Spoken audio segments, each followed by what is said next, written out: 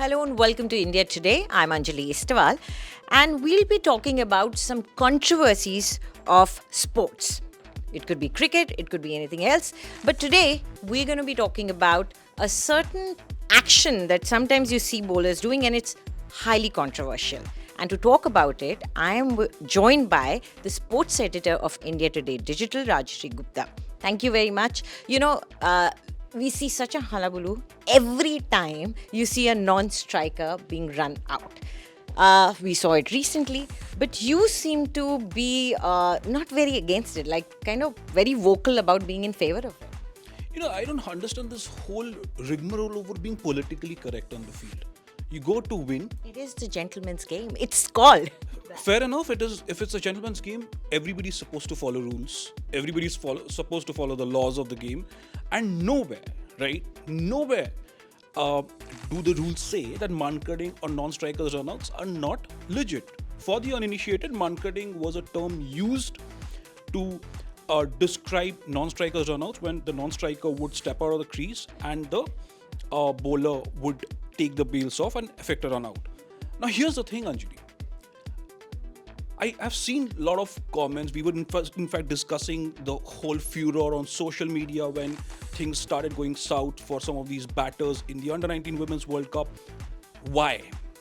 If a bowler oversteps, isn't that a no ball? Isn't that a free hit? Isn't he robbed of a dismissal? Then why would you want that extra edge for the batsman or batters? Why? Stay within your lines. Don't color outside. Exactly. In fact, Rohit Sharma, when he withdrew that appeal against Dasun Shanaka, the Sri Lanka captain, he was on 98. He said, look, I did not realize Shami had affected that run out. We didn't want him to get out that way. Obviously, the game was already won. India had already won that game. The last over, it was just academic. Shanaka was on 98. But are you also saying that you're playing against Sri Lanka in the semi-final of a World Cup? They need 7 runs of the last 3 balls. Shanaka is the last man in at the non-striker's end, and you don't want to run him out? I mean, what sort of precedent is that? No, if there is any opportunity, then you will take it. But I can understand the thought process where all that objection comes from and why Rohit Sharma probably acted that way. When you are a part of this game and you are a senior player, you're expected to behave in a very calm, and a very saintly manner. Somehow, saintly players are always respected more than the ones who have that vigor, or as you know, a lot of time Virat gets trolled for it. His aggression is termed as negative. So maybe that's why people think it's more saintly to not use that ploy. I love Virat Kohli's aggression, and this is not to say that Rohit Sharma is not an aggressive cricketer, but my point is, why this posturing? What do you mean by gestures? I've seen a lot of people, in fact, we did this podcast last week where somebody said, no, but it was a nice gesture. What gesture? He said, I didn't want him to get out that way. It's a game. It's a game that he's supposed to win. It's not a war. Anjali, look, we've played sports. I'm sure you played sports growing up. I played sports growing up, but that wasn't anywhere close to the kind of competitive elite international sport that is played. Yeah. Right? No, we weren't getting millions of dollars for it. We weren't, right? We'd probably be scolded by our parents to come back home early and get back into our textbooks. But this is high-level competitive elite sport. You winning, you out there to win. I'm not saying ball tampering is right. It is not legal. Teams, though, you ask a lot of players, they said yes, we do tend to nurture the ball a little bit to get that extra advantage with reverse swing. Is that fair? Is that legit? No. Is that fair? It's you could argue a little bit, but my point is, batsmen, this game, the rules are so heavily tilted in favor of batsmen. You can't let them get away with it. And I don't believe that you need to warn them. Why do you need to warn them? Do you warn a bowler when he's overstepping and he said, hey, listen, Jasprit, the moment you overstep the next time, we're going to call a no ball. This time we are letting you go. That never happens. Then why do you want to give that leeway to batsmen? Why that partiality? I mean, T20 cricket, Anjali, boundaries are getting shorter. In one-day cricket, you have 2 new balls. It's ridiculous to see the kind of advantage batsmen get. And you want to let them get away with it. So I do have a question here as a novice, and that is, what did the rule book say? Was it always there mentioned, or when it happened for the first time and everybody was like, now we need to figure out something about it? That's a very good question, actually, because this is something that we have all started to ponder over the last few years, especially when R. Ashwin did that to Joss Butler in the IPL a few years back, 3 or 4 years back. Now, here's the thing. Mankading, as it was referred to as then, was never illegal or illegitimate form of dismissal. They said it was against the spirit of the game, right? And now this Spirit of the game is not written down in black and white. it is. With It is. on a paper. Yes, there is a spirit of. Now, here's the bizarre thing, right? Cricket is perhaps the only sport where you have to interpret a dismissal as being for or against the spirit of the game, right? Now, what is against the spirit of the game? Let's say you're standing. But is it enforceable? The spirit of the game. No, not enforceable, but You're you could. expected to follow. There is again that is different. What is enforceable is the code of conduct in cricket. So there is obviously that is very well laid down, very well detailed. Now, spirit of cricket was defined by the MCC, the Melbourne Cricket Club, which last year said that look, Mankading will be taken out of the ambit of the spirit of the game. Now, spirit of the game, I'll give you one example. You're standing at the boundary ropes, you get a 6, and the bowler and the umpire is in two minds, right? Did it land short of the boundary or did it go over? Is that a 6 or a 4? And the fielder, even though he knows it's a 6, signals a boundary. Obviously, it's not possible these days because the umpire will immediately check for a referral. There are so many cameras focused on that angle, so that's not possible. But that's to give you an example. But this was bizarre.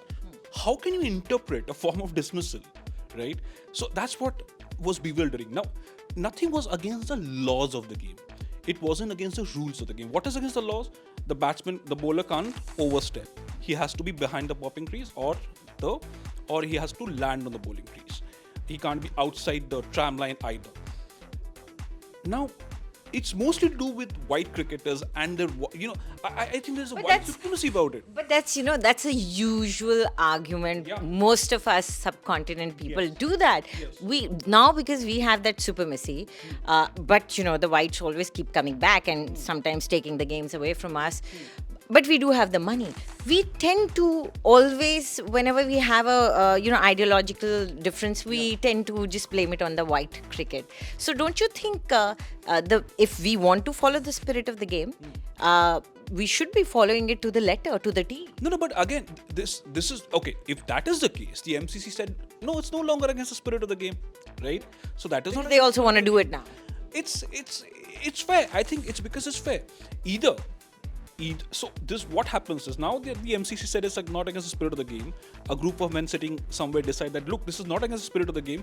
You're supposed to be okay with it, even for cricketers who weren't okay with it. Now I'm not saying that all Indian cricketers or all subcontinental cricketers were always in favor of Mankading. So you'll find a clear split there between batsmen and bowlers, right? Most batsmen would be like, that's not right. Retired batsmen would say, why not? Now when they're not playing anymore, so that's a clear divide there. R. Ashwin is very vocal about it. That's a very normal thing, not just in game, even in life. Yeah. Things, your sense of right and wrong keeps changing with time and age. Exactly. That's what's happening. Exactly. I mean, you have an argument with your friend, and you know you might be wrong, but you still steer clear of the things that you might have done wrong. So that's the way in cricket, and that is my problem. Either you keep that and stop this whole nonsense about right and wrong, morality and non-morality, or just take that away. Now, what are batsmen saying? That look, don't affect a dismissal, penalize. That's also a fair argument because a bowler is also penalized for stepping over, right? You get an extra run, free hit, no dismissal, etc. Penalize the batsman also, but what is the penalty? 5 runs, 10 runs, 20 runs? Decide on a hefty penalty. I get that. But if it's a law, stop this. You don't make someone feel guilty for calling out what is right. That's my whole point. I think you've got that right. Even I agree with one point, and that is, if it is not illegal, it is in your arsenal. You can use it, and it's as you say, it's a game, but it is at a professional level, so it's as good as a war. So you are allowed to use whatever's there in your arsenal. So I'm going to go a little off script here, but do you think sometimes that I'm using this particular technique, which, okay, not technique or whatever, somebody has an advantage, a physical advantage or something, so many times you've said sportsmen have this advantage, this guy has this advantage. Do you think it's something like that only? If you have it, then there is nothing wrong in it or immoral in it. If I have long legs or if I have a twisted arm and that helps me bowl better, it's something like that. It's there, so why not use it? And shaming isn't really going to work. No, it's not. I mean, you made a couple of very good points. In fact, say someone like Virat Kohli, right? He's 34. If you see him on the field just the other day in the first game against New Zealand, he dived to save a boundary. Not a lot of 20-year-olds would have been able to do that. It's all that vitamin D, I'm telling you. A lot of vitamin D and a lot of the protein and the different diets that he follows. I've tried following some of the diet. Doesn't work for me. So it's good for him. Not just diets, workout regimens. He is crazy fit. So that's his advantage. There are some cricketers who are perhaps a little overweight. And in fact, that is something we should also discuss on this show sometime later. Sarfraz Khan, when he wasn't selected. We will, after both of us, lose a little bit of weight. Then I agree. Then we'll need a couple of months to probably get back on that, because I'll need a couple of months to. In fact, that's something that I try to do as well, because we are so quick to criticize cricketers and elite sports persons for their weight and for their action. Just figure out what it is like to be, day in and day out, come hell or high water, you are training. So that's okay.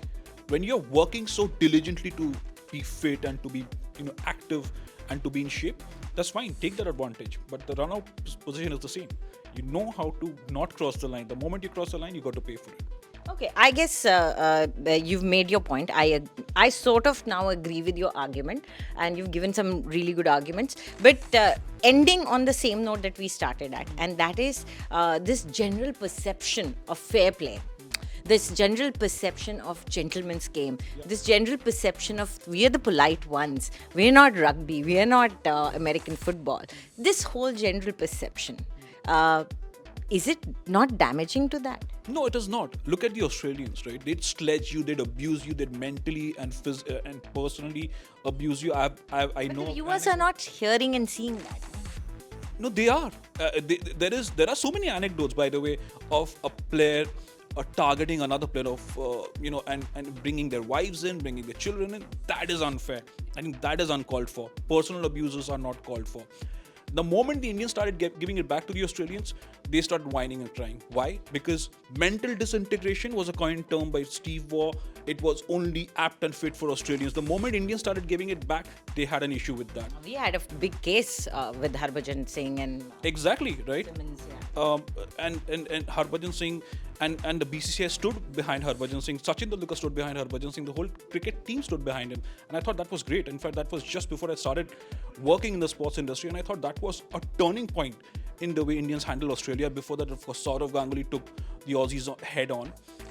So why this double standard now? Why this double standard? When Ricky Ponting took that catch to dismiss Sourav Ganguly, I think it was Ricky Ponting, it had clearly grasped, and he just raised his finger towards the umpire. Steve Bucknor upheld the appeal as well. So that was ridiculous. That was against the spirit of the game. Running out a batsman overstepping at the non-striker's end is not. Okay, fine. We've sort of come to a position where he's managed to convince me, and I think maybe it's time for us to let go of those minding your P's and Q's and the whole British legacy of being oh so right and the stiff upper lip. Yeah, exactly. We're not the British, we are the Indians, and I think what we bring to the game, that is something unique, and we are seeing that, and that's happening at the global stage. Thank you so much, Rajeshri. It was such a great thing to talk to you, especially, being so bad with cricket, and you explained. You were not. In fact, I thought you were spot on with whatever you know, what your questions were incisive, and I think your research was super. He helped me with the questions, let me tell you, that's the truth. To tell that, right? That's okay, that's okay. They're our friends, they're viewers, they're our friends. Right. So we'll be coming back.